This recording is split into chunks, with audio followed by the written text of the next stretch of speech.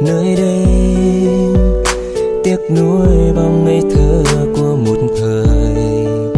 Ngày mới tay lớp xa lạ không quen thuộc, làm quen mới thấy vui.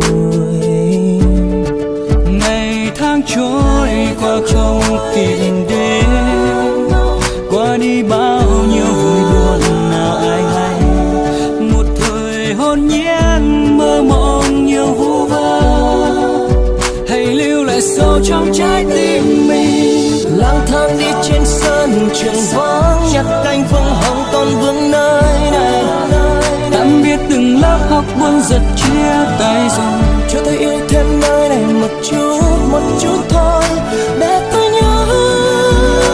Mai xa rồi sẽ nhớ nhau thật nhiều. Tạm biệt lúc ta đi với nhau khi tan trường. Tạm biệt rồi tạm biệt, mới là người bạn thân nhé.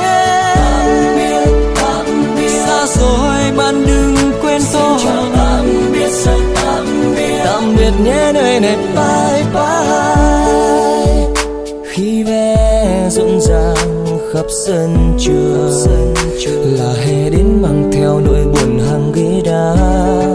Bạn với tôi mỗi người mỗi phương trời, dù buồn trong tim nhưng tôi gắng không khóc.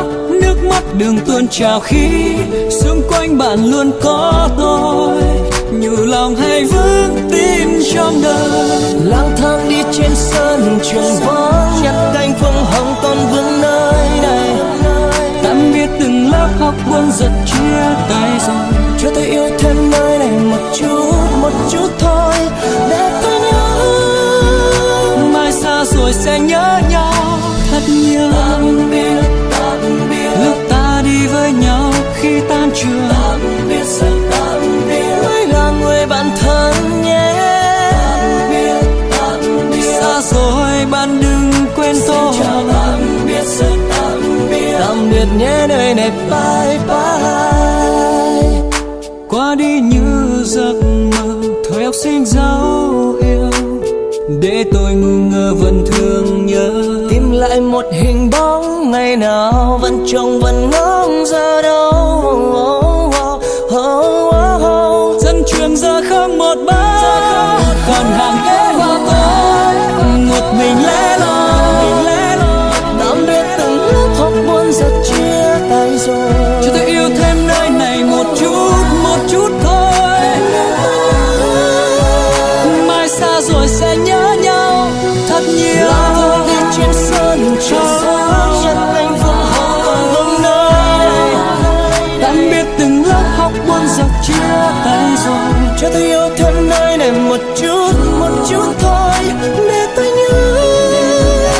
Mai xa rồi sẽ nhớ nhau thật nhiều. Lúc ta đi với nhau khi tan trường, mãi là người bạn thân.